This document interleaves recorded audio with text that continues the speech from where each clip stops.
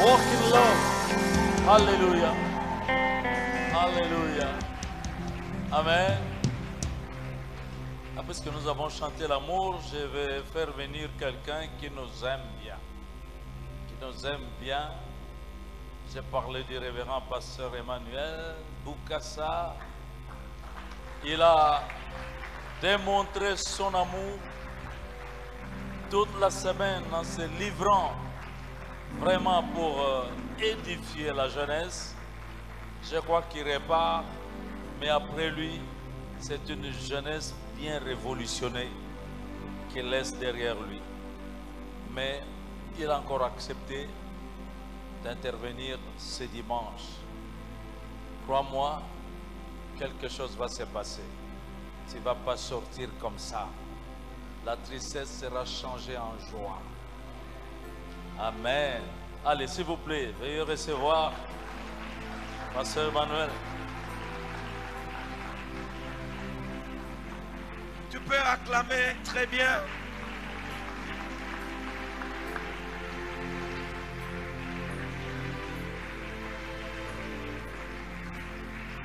Amen. Prions. Seigneur, nous te bénissons ce matin. Parle-nous. Ta parole est tout pour nous, Seigneur. Ne permets pas que toute personne qui est en ce lieu ce matin puisse rentrer comme ils sont venus.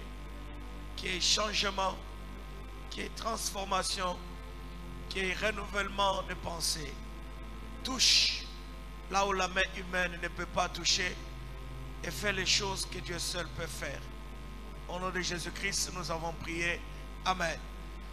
Veuillez vous asseoir, s'il vous plaît.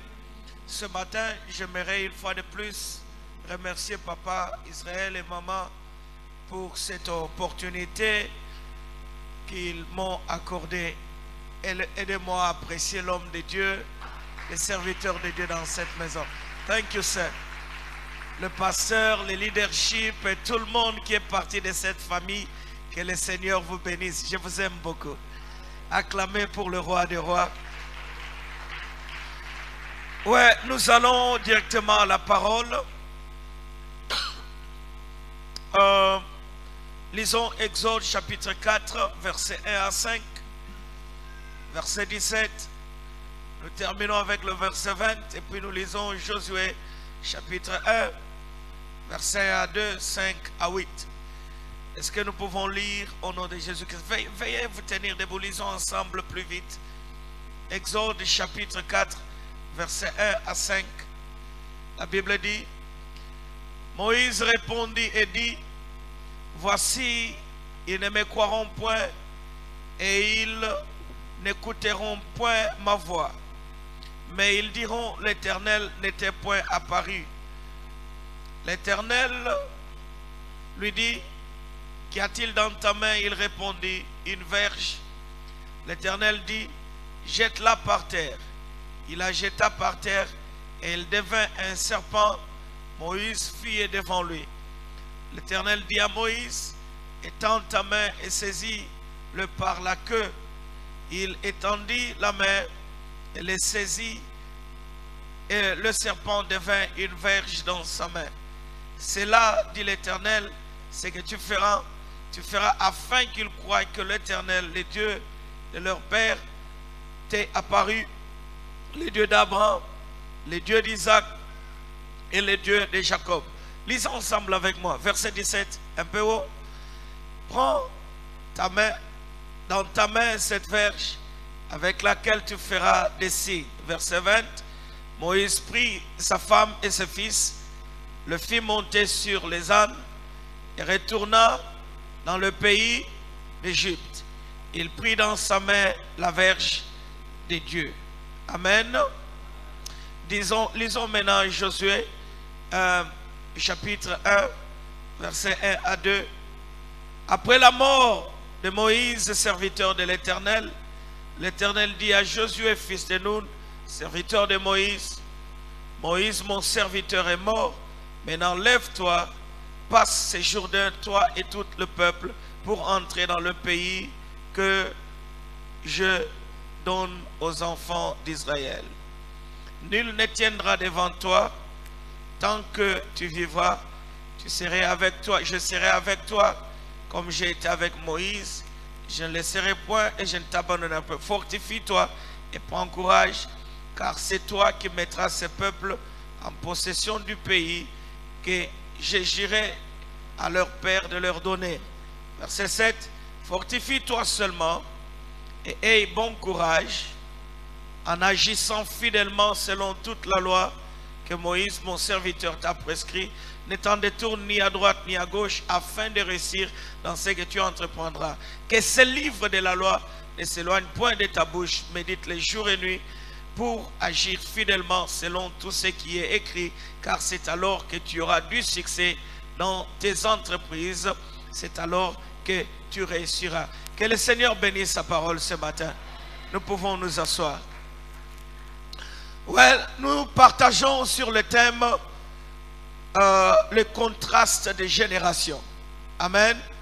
Le contraste des générations. Nous sommes en train de regarder à deux générations. La première, c'est la génération d'Exode, la génération Moïse.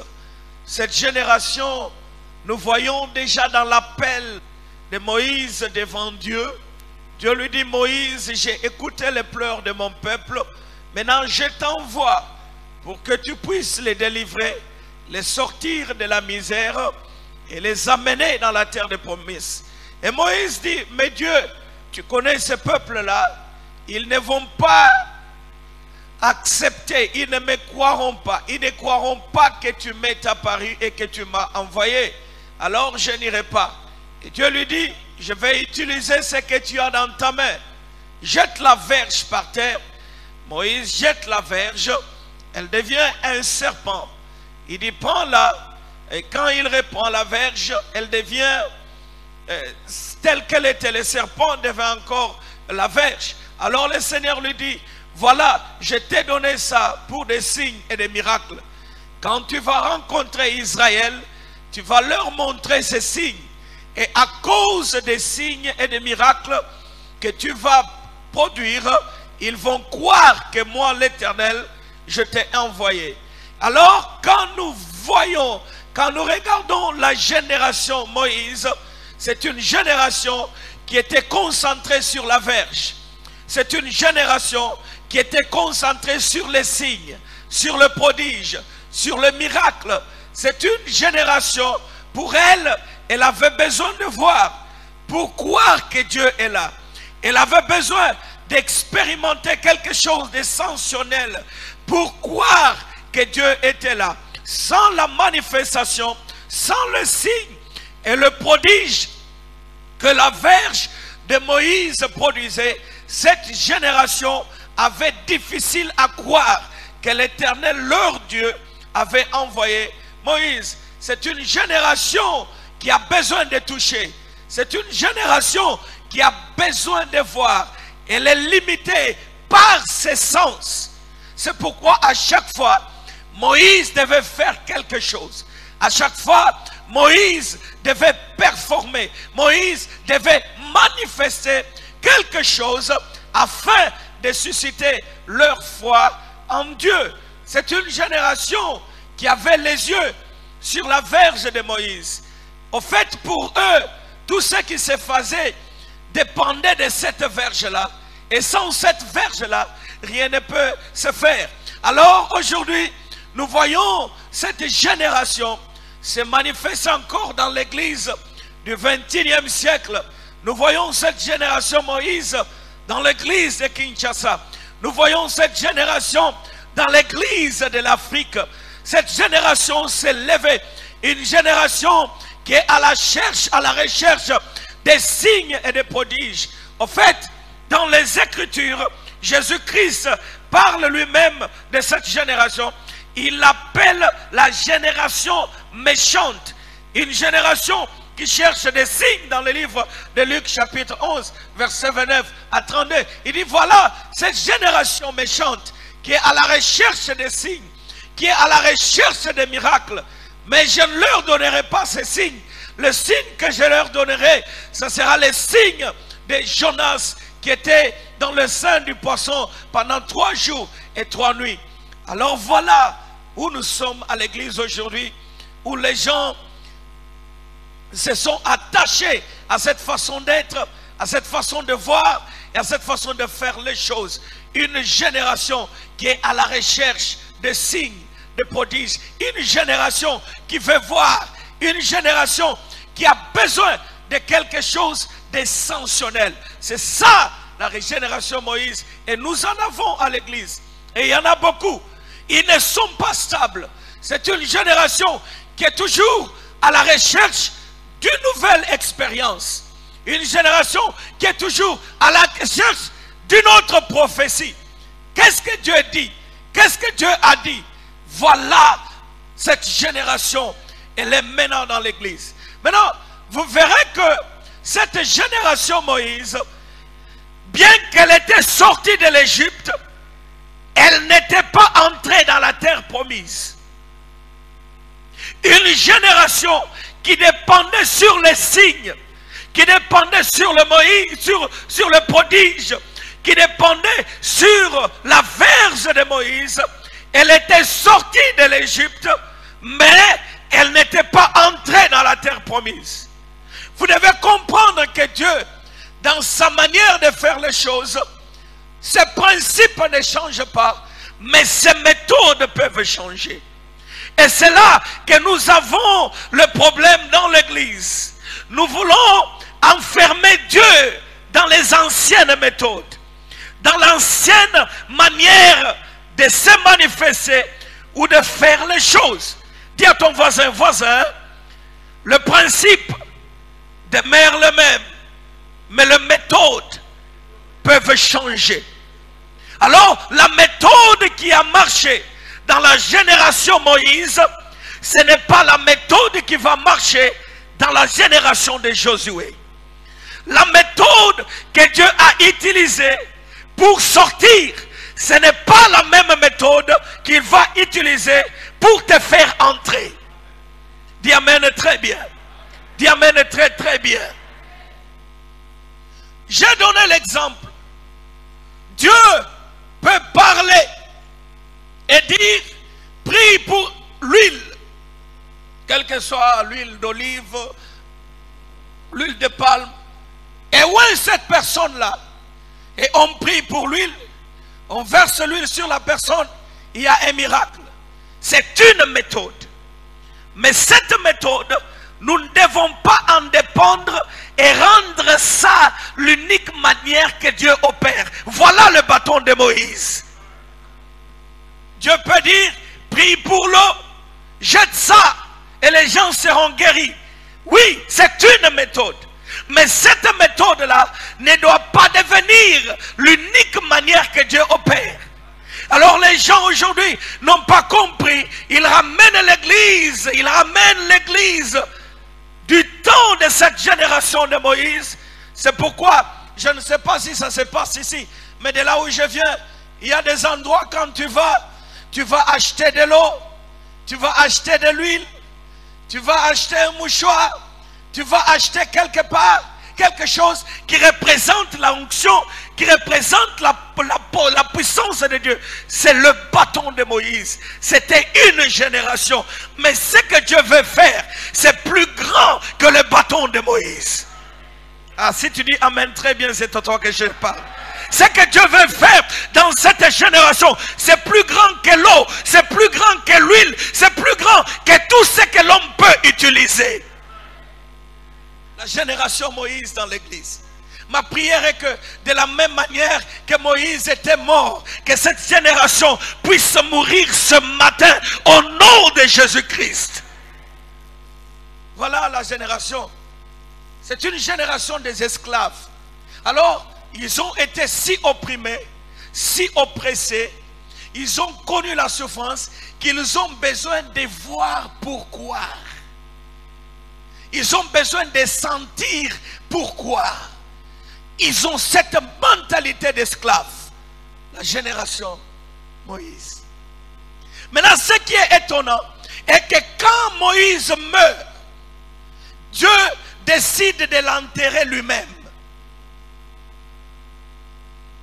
Et l'une des raisons pour laquelle Dieu s'est décidé d'enterrer Moïse lui-même là où personne ne pouvait les trouver, c'est parce qu'il savait si les Israélites avaient enterré Moïse, ils allaient s'accrocher à la verge.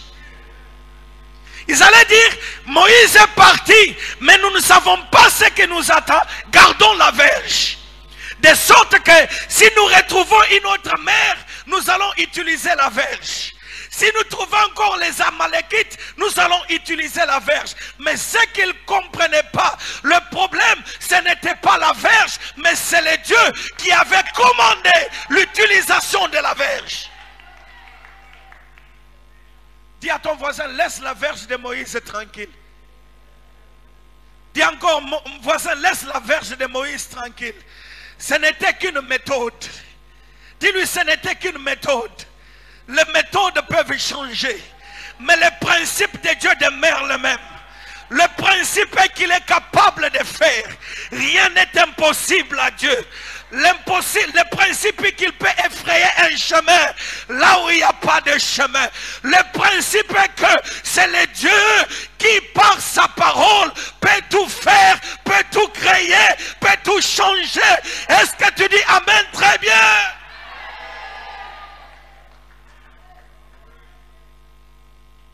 Les méthodes peuvent changer, mais le principe de Dieu demeure le même.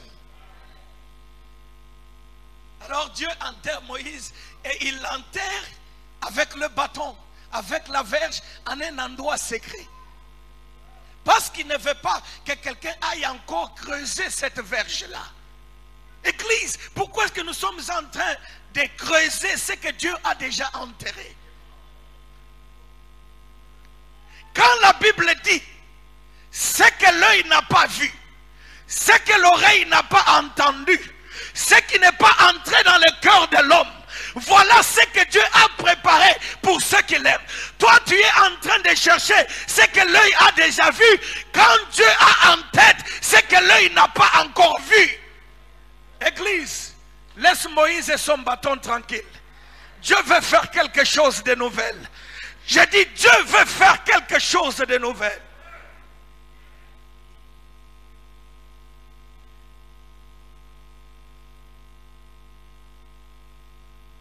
Moïse est enterré. La génération est passée. La génération qui cherche à voir. La génération qui est attachée aux signes, aux prodiges, aux sensations. Moïse est mort et Dieu l'enterre avec le bâton. Parce qu'il a quelque chose de mieux que le bâton. Est-ce que tu peux dire amen très bien? Est-ce que tu dis amen très bien? C'est pourquoi dans le livre de Luc là, il leur dit, mais vous êtes méchants. Les gens, la reine des sabbats, le jour du jugement, elle s'élèvera pour vous juger.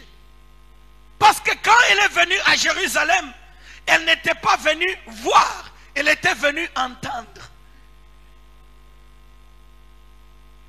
Les gens de Ninive vont vous juger, vous, méchante génération, génération de Moïse. Parce qu'ils n'ont pas été changés par ce qu'ils ont vu. Ils ont été changés par ce qu'ils ont entendu.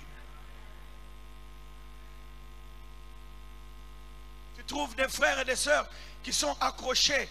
Boakango, voisin Boaka et Logoan. Boakango.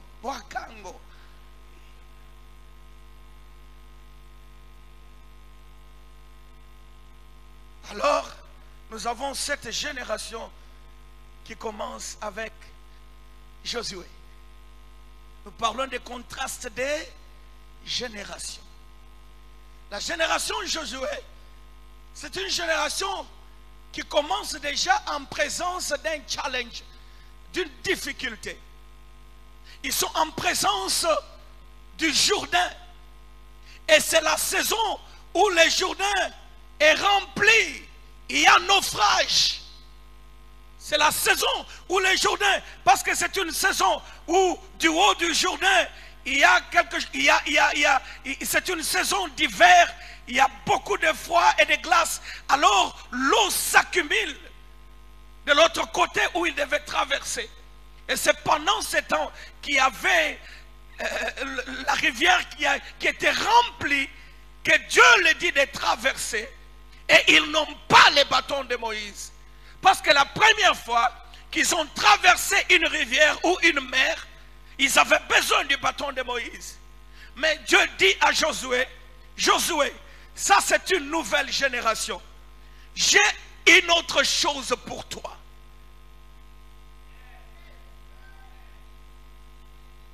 Je veux faire un très bon commentaire. Je vais ouvrir ma caisse d'outils. Et dans cette caisse d'outils, je n'ai qu'un seul instrument. Et l'instrument que j'ai dans cette caisse, c'est ce que je vais te donner. Moïse, pour traverser la mer Rouge, il avait besoin du bâton. Mais ce n'était qu'une traversée de la sortie. Ils sont sortis, ils ne sont pas arrivés. Mais toi, tu vas traverser pour entrer et posséder dans cette génération. Alors, ok, tu as dit amen, alors je vais me répéter, parce que tu es en train de trouver quelque chose là. Je disais, Moïse, avec le bâton, il est sorti, il a traversé pour ne pas arriver. Mais toi, Josué, avec ce que je vais te donner, tu vas traverser pour arriver et posséder. Nous parlons du contraste des générations. Il y a une génération qui sort pour ne pas arriver. Mais il y a une autre génération qui traverse pour arriver et posséder. Et c'est ta génération à toi que je parle. Je dis c'est à toi que je parle. Est-ce que vous m'entendez ce matin? Dis à ton voisin, j'appartiens à la génération de ceux qui traversent pour arriver et posséder. C'est pourquoi l'histoire de ta famille ne peut pas te limiter. Les échecs de ton père ne peuvent pas te limiter. Les échecs de ta mère ne peuvent pas te limiter. Vous n'êtes pas d'une même génération. Et on commençait pour ne pas finir. Mais toi tu commenceras et tu finiras. Ah, si tu dis amen, je vais me sentir très bien dans mon esprit. Je dis que toi tu commenceras et tu finiras. Chaque fois que tu toqueras, tu ouvriras aussi. Non seulement tu auras la promesse, mais tu vas tester la promesse. Tu vas goûter la promesse. Tu vas toucher la promesse. Tu vas t'asseoir dans la promesse. Tu vas manger la promesse. Est-ce que tu peux dire amen très très très bien? Dis à ton voisin. Dis à ton voisin. Une fois de plus, je suis de la génération Josué. Ceux qui traversent pour arriver et pour posséder. Je sens l'onction prophétique. Je te vois posséder. Je ne sais pas ce que c'est, mais je te vois posséder. Si c'est une maison, je te vois posséder. Si c'est une promotion, je te vois posséder. Si c'est une bénédiction, je te vois posséder. Si c'est une guérison, je te vois posséder.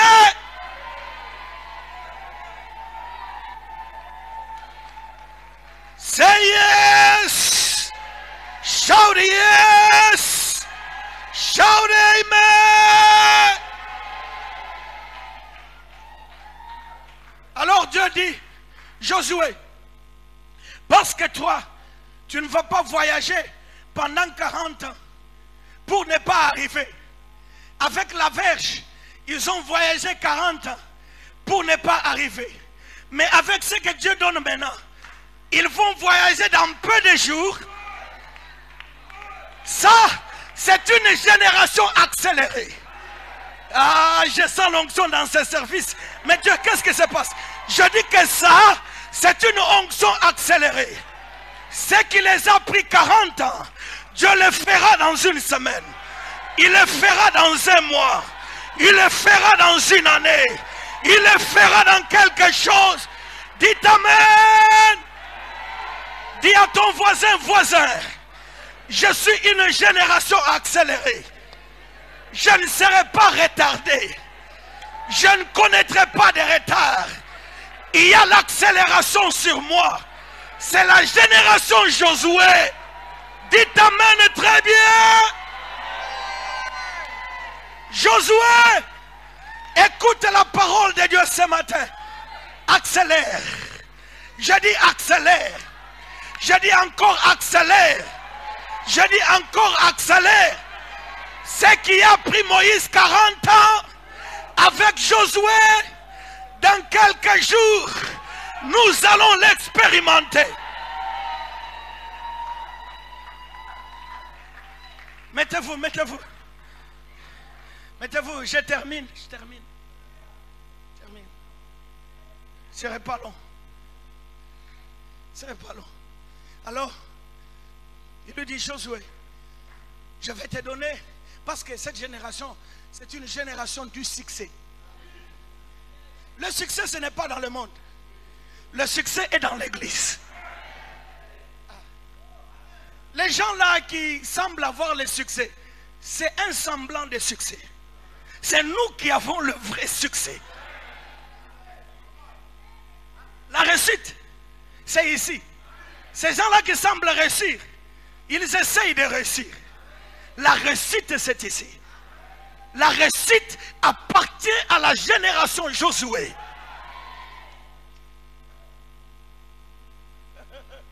Il dit, Josué, écoute ce que je te donne. À Moïse et sa génération, j'ai donné la verge et ils sont morts en route. Mais à toi, je donne le livre. Ezali Gamboa. Ezali Gamboa beaucoup. Hein? Ozoka biloko ngo. Ezali Gamboa. Ce n'est pas un problème de verge. Ce n'est pas un problème d'huile. Ce n'est pas un problème d'eau. C'est un problème du livre. Tu veux le succès? Je sais où se trouve le succès. Tu veux la réussite? Je sais où se trouve la réussite. Tu veux le progrès? Je sais où se trouve le progrès. C'est dans le livre. Et Bombamina beaucoup. Est-ce que tu m'entends ce matin? Est-ce que tu es avec moi en ce lieu? Josué, à Moïse, j'ai donné la verge. Il est mort en route. Mais à toi, parce que je veux que tu arrives et que tu possèdes, je te donne le livre. Ça dépend de ce que tu as.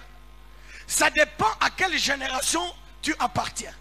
Si tu appartiens à la génération Moïse, une génération qui se plaint, une génération qui est à la recherche des prophéties, une génération qui est là, il y a même des mamans, tout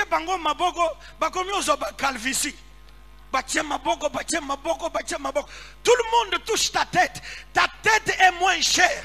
C'est la génération Moïse. Mais la génération Josué, elle n'a pas besoin de Maboko. Elle a besoin du livre. Est-ce que tu m'entends ce matin? Dis à ton voisin, donne-moi le livre. Et cela me suffit. Dis à l'autre voisin, donne-moi le livre. Et cela me suffit.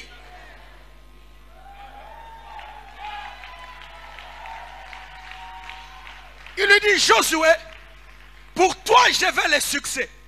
Je te donne le livre. Je vais terminer maintenant. Je te donne le livre. Alors Josué, qu'est-ce que tu vas faire avec le livre? Premièrement, que ce livre de la loi,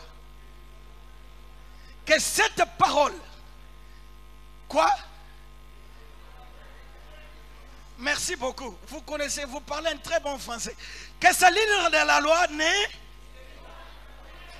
ne s'éloigne point de ta bouche. Il lui dit, Josué, tu veux réussir? Tu veux faire la différence? Tu veux arriver et posséder? Que ce qui est dans le livre entre dans ta bouche. Josué, quand tu parles, ne parle pas les faits, mais parle la vérité. Il y a deux choses. La réalité nous communique le fait, mais la vérité qui est dans le livre, mais le livre, la parole de Dieu, nous communique la vérité. Tu ne m'as pas entendu, il n'y a que ces frères-là qui m'ont entendu. Que Dieu te bénisse pour cet amen, mon frère. La réalité, ce que tu vis, ce que tu traverses maintenant, ça te communique les faits. Les faits sont là, tu n'as pas d'argent. Les faits sont là, tu es sans emploi. Les faits sont là, tu es malade. Les faits sont là, il y a des problèmes dans le mariage. C'est les faits qui sont communiqués par la réalité. Mais quand tu regardes dans le livre, il y a la vérité qui est toujours contraire aux faits. C'est pourquoi il dit à Josué, Josué, à partir d'aujourd'hui, quand tu parles, ne prononce pas les faits qui viennent de ta réalité. Prononce la vérité qui vient du livre, qui vient de la parole de Dieu. C'est pourquoi ce matin, je me donne la liberté de remplir ma bouche de ce qui est dans le livre. Je suis la tête et non la queue. Je suis béni en sortant. Je suis béni en entrant. Je suis béni le matin. Je suis béni le soir. Je suis couvert par la faveur de Dieu. Toute arme forgée contre moi sera sans effet. 1000 tombera à mon côté et 10 000 à ma droite. Ils ne s'approcheront pas loin de moi. Est-ce que tu m'entends ce matin? Est-ce que tu m'entends ce matin? Je suis en train de mettre le livre dans ma bouche. Il dresse une table au devant de moi en présence de mes... Est-ce que tu peux dire amen très bien? Est-ce que tu peux dire amen très bien? Le livre dans la bouche. Quand je marche dans la vallée de l'ombre de la mort, je ne crains aucun mal. Car... Est-ce que tu peux dire amen très bien? Ceux qui demeurent sur l'abri du Très-Haut, à l'ombre du Tout-Puissant, je dirai à l'Éternel, est-ce que tu es avec moi ce matin? Est-ce que tu es là ce matin? Tu ne mourras pas avant ton temps. Je dis, tu ne mourras pas avant ton temps. Je dis, tes ennemis te verront Dieu t'élever. Tu monteras de gloire en gloire, de puissance en puissance, de faveur en faveur. Tes enfants sont bénis. Les enfants de tes enfants sont bénis. Tout ce que tu touches prospérera. Say yes! Say yes! Trouve 5 personnes. Dis leurs voisins. Na pambo minenga moningao. L'or et l'argent appartiennent à mon Père. Je ne suis pas pauvre. Je ne suis pas maudit. Moi, je suis béni. Moi, je suis couvert de grâce. Moi, je suis couvert de faveur. La maladie ne résistera pas dans mon corps. Yes! Yes! Yes! Hey, il y a quelque chose dans ce culte. Vous avez quelque chose. Dis amen très bien pour toi. Je vois l'onction de Dieu sur toi. L'onction de Dieu sur ta famille. L'onction de Dieu sur ton mariage. L'onction de Dieu sur tes affaires. L'onction de Dieu dans cette église. Mettez-vous, mettez-vous. Josué, dans cette génération, la parole, pas les faits, la parole. Qu'est-ce que tu dis quand tu parles? Tu parles le fait ou tu parles la vérité? Et à chaque fois qu'il y a confrontation entre le fait et la vérité gagne toujours. Est-ce que tu m'entends ce matin? Avez-vous déjà vu une longue nuit? Il y a de ces nuits-là qui semblent être très longues. C'est un fait. Mais la vérité, c'est ce que le soleil finit toujours par se lever. La parole dans ta bouche. Quand tu parles, tu es trop négatif. Nous sommes en pleine construction chez nous là. Et à des moments, il n'y a pas assez d'argent. Parce que ça demande beaucoup d'argent. Vous savez ce que je fais? Je ne dis pas qu'on n'a pas d'argent. Je ne parle pas de la réalité ou des faits. Je commence à parler de la vérité. Et je dis à l'église, well, nous allons finir ce bâtiment. Nous n'avons besoin que de ça et de ça. Nous allons faire ça, nous allons faire ça, nous allons faire ça. Et pendant que je parle, je suis en train de communiquer la vérité et non le fait. Et dire, oh non, église, vous voyez, il n'y a pas de l'argent. Comment est-ce qu'on va finir ces bâtiments? Où est-ce qu'on va trouver l'argent? Je ne le fais jamais. Pourquoi? J'ai compris que la parole, le livre, doit sortir de ma bouche. Peut-être la raison pour laquelle tu es là où tu es, c'est parce que tu es occupé à parler des faits connectés à la réalité et tu n'as jamais parlé la vérité qui sort du livre, qui sort de la parole de Dieu. Est-ce que tu peux acclamer pour le Seigneur ce matin?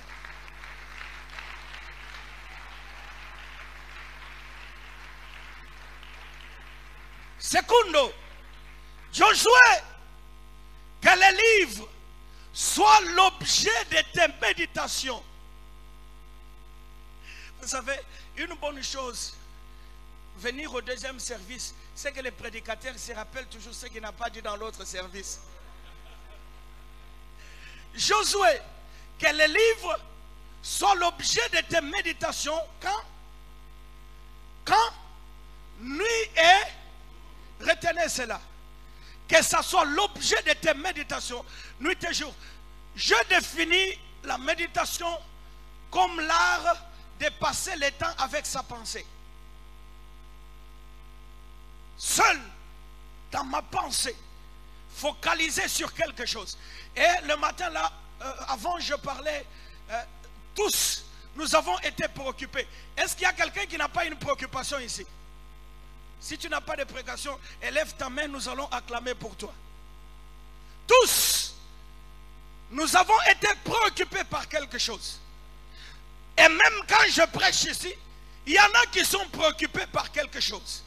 Et très souvent, quand tu es préoccupé, ta pensée est là. Tu es en train de voir les possibilités. Comment ça ne va pas marcher? Comment ça ne va pas aller? Et des fois, on ne dort pas toute la nuit. Parce qu'on est préoccupé par une situation. Si tu sais comment être préoccupé par une situation, alors tu sais comment méditer la parole. C'est juste l'inverse. D'être préoccupé par une situation, c'est de ça que tu penses, c'est tout ce qui est dans ta tête. La même chose, Dieu veut que tu puisses le faire dans cette génération. La parole est dans ta pensée. Tu es focalisé sur la parole et sur les Écritures. C'est tout ce qui est dans ta pensée. Que cette parole soit l'objet de ta méditation. Médite sur elle jour et...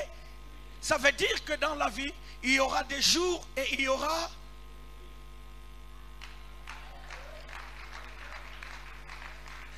Et très souvent la nuit, c'est un temps de confusion. C'est un temps de pleurs. C'est un temps de déception. C'est un temps de peine et de souffrance. C'est un temps où à des moments on ne sait où aller, on n'a pas de direction. Dieu dit, même pendant ces moments de confusion, ce que tu dois faire, médite sur la parole de Dieu, médite sur ce qui est dans le livre. Médite sur elle jour et nuit. Il est très difficile de se concentrer sur la parole quand on a un enfant qui est malade à l'hôpital. Quand on a une situation qui est en train de bouger le mariage, bouger les finances, c'est très difficile. Mais Dieu dit, si tu veux le succès, médite sur ma parole. Jour, ça veut dire qu'il y aura des jours.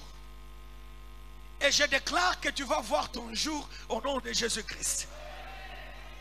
Bon, cet amen, c'est comme si tu n'es pas prêt pour les jours. Dis encore amen très très très très bien.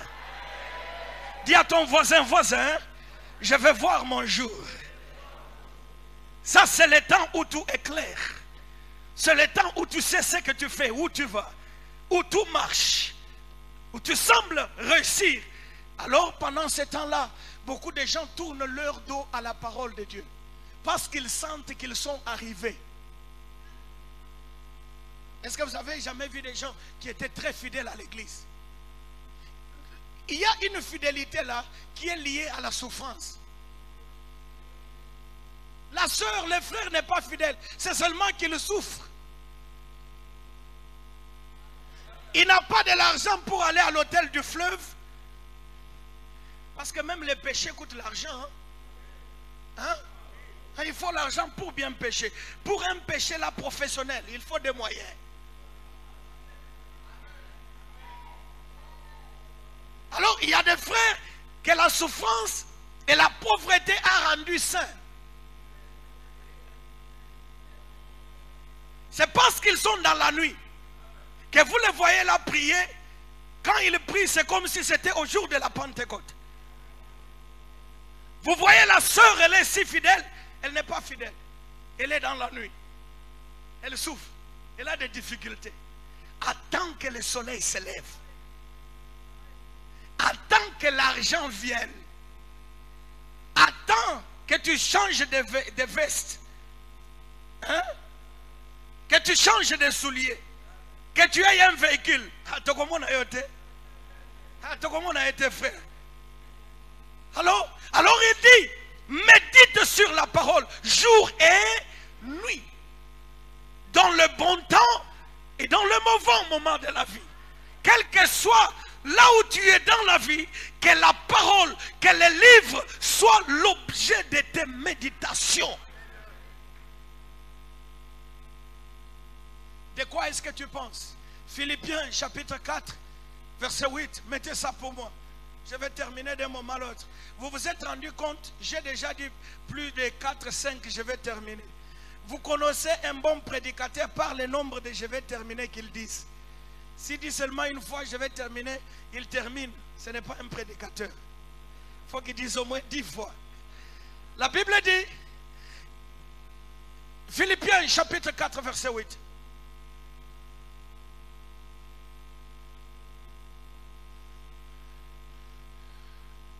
Philippiens 4, 8. Est-ce qu'on est là?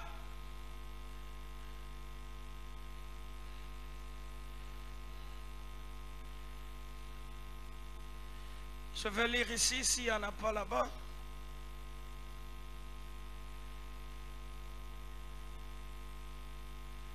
On ne sait pas trouver ça?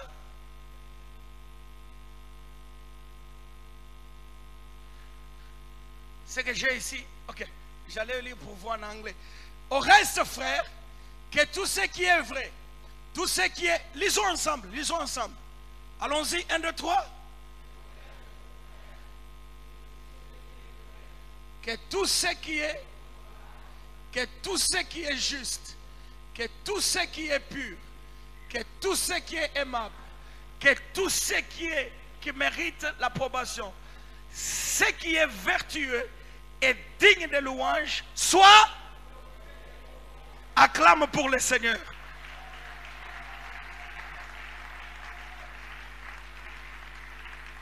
Tu penses à quoi? Quand tu envisages ton avenir, tu envisages tes affaires, tu envisages ton mariage, tu penses à tout ce qui est vrai, tout ce qui est honorable, tout ce qui est juste, tout ce qui est pur. Que cela soit l'objet de ta pensée. C'est ça la méditation. Tu n'es pas... vraiment j'entends même de certains de nos frères, leur mentalité est polluée. Ah,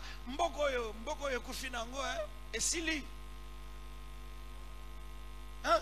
Une fois là, on est dans le véhicule, un monsieur là vient nous bloquer la route. Et quand le chauffeur veut lui dire, mais Niniwana, est-ce que qu'est-ce qu'il pense? Pour lui, quand il regarde le Congo, il dit Essili. Mais pour Nayo, Essilité. L'Oba mène très bien. Essilité.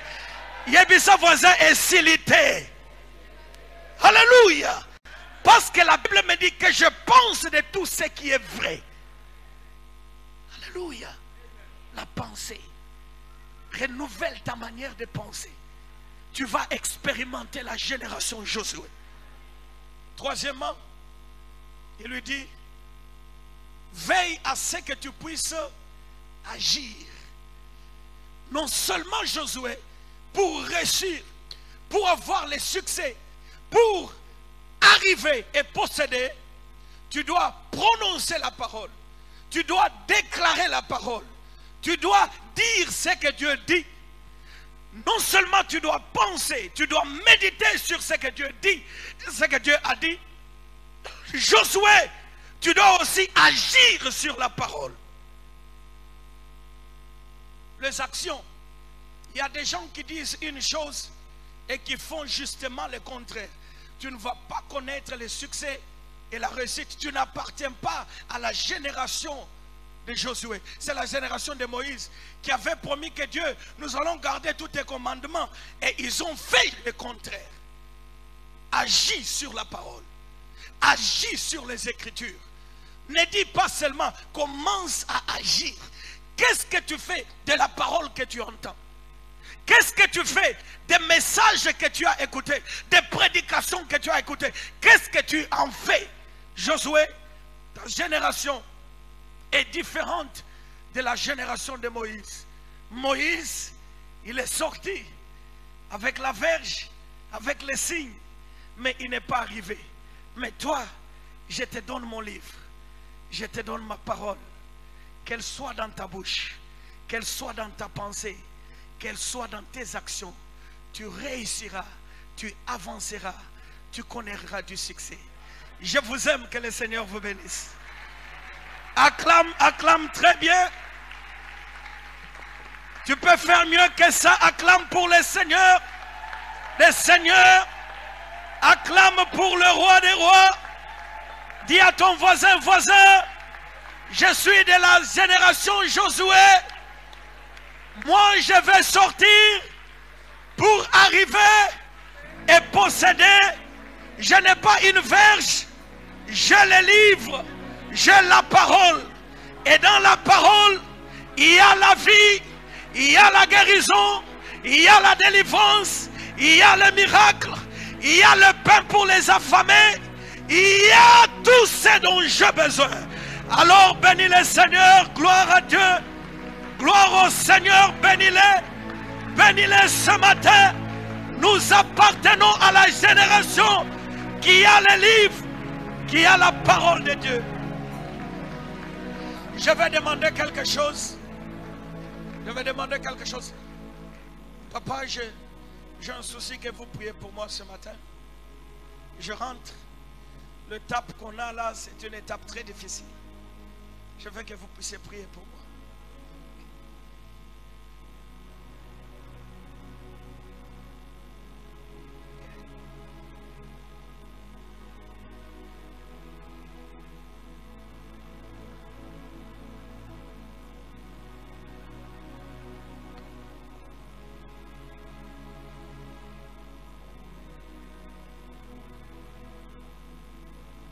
Nous sommes bénis.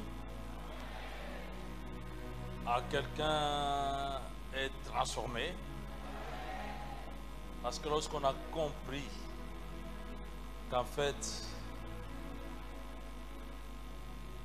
les paroles, je crois que Jésus l'a dit, l'homme ne vivra pas de pain seulement, mais de toutes les paroles qui sortent de la bouche.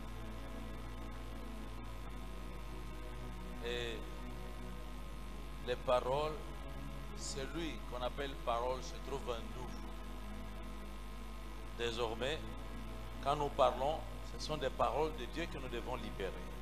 Je crois que je lisais avant que nous prions pour l'homme de Dieu, je sais pourquoi je parle. Vous voyez comment Dieu parle à Josué, que ce livre de la loi ne s'éloigne pas de, médite-le. Donc, logiquement, on pourrait dire qu'il ne s'éloigne pas de tes yeux. Puisque tu vas méditer, Avec la bouche ou avec les yeux? Avec les yeux. Mais Dieu, il est Dieu. Il dit qu'il ne sera pas de ta bouche, tu médites ces paroles, mais il faut que ces paroles restent dans ta bouche, il faut que les sortir. C'est là ta vie, c'est là ton succès, c'est là ton bonheur. Alléluia. Donc nous n'avons même pas été créés pour échouer, c'est impossible. Quand quelqu'un a des problèmes, attention aux paroles que tu sors.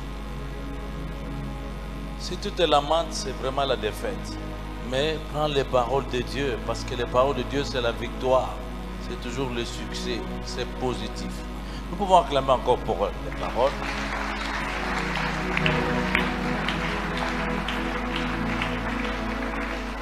Je voudrais prier pour le pasteur Emmanuel, mais nous voulons d'abord lui dire merci. Merci, pasteur Emmanuel, parce que c'est un gros sacrifice.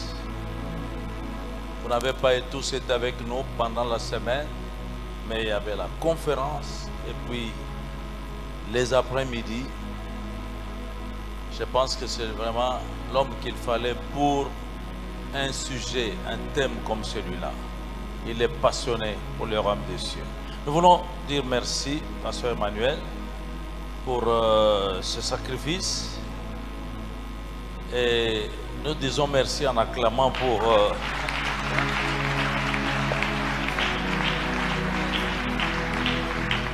Il faut transmettre nos remerciements aussi à Elike, votre épouse, et vos deux enfants. Et vraiment cette église merveilleuse. DBMR, Tumbling Bread Ministries International. Nous allons prier. Vous aussi, vous levez vos mains. Père Tout-Puissant, merci. Vraiment, tu as fait des dons aux hommes. Ton serviteur Emmanuel, c'est un don que tu as fait à l'Église, au monde. Nous sommes bénéficiaires de toutes ces grâces aujourd'hui. Ici même, dans ce lieu, Seigneur, nous avons eu à prier pour des hommes de Dieu, tes serviteurs.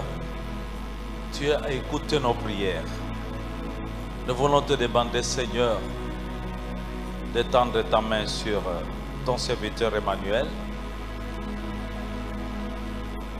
Très jeune, mais déjà il monte très haut.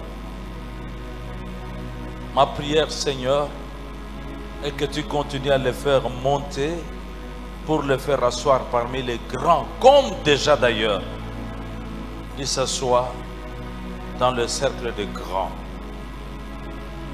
Seigneur, ma main sur lui pour cette grâce de foule. Ma main sur lui, Seigneur, pour un ministère stable. Merci parce que tu l'as déjà préparé en le mettant loin des passions de la jeunesse. Mais seulement tu as rempli son cœur de passion pour le royaume des cieux, pour Jésus-Christ, pour le salut des âmes.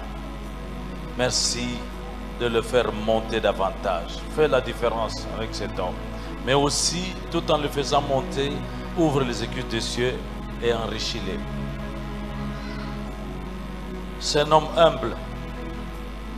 Tu vas l'enrichir beaucoup.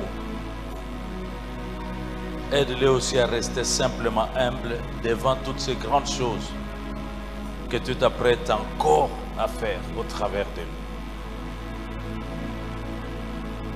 Merci que cette parole que tu as donnée à Abraham s'accomplisse sur lui. Lui aussi, il était à Abraham quand tu lui disais, je rendrai ton nom grand. Que cela s'accomplisse pour la vie d'Emmanuel. Garde-le, Seigneur, que l'ennemi n'arrive jamais à vaincre, que cette parole que tu as dite à Josué, nul ne tiendra devant toi tant que tu vivras. Que cela devienne une réalité. Je le bénis au nom de Jésus. Amen. Merci. Plein succès dans le ministère. Veuillez vous asseoir. Il voyage déjà la semaine prochaine. Il retourne.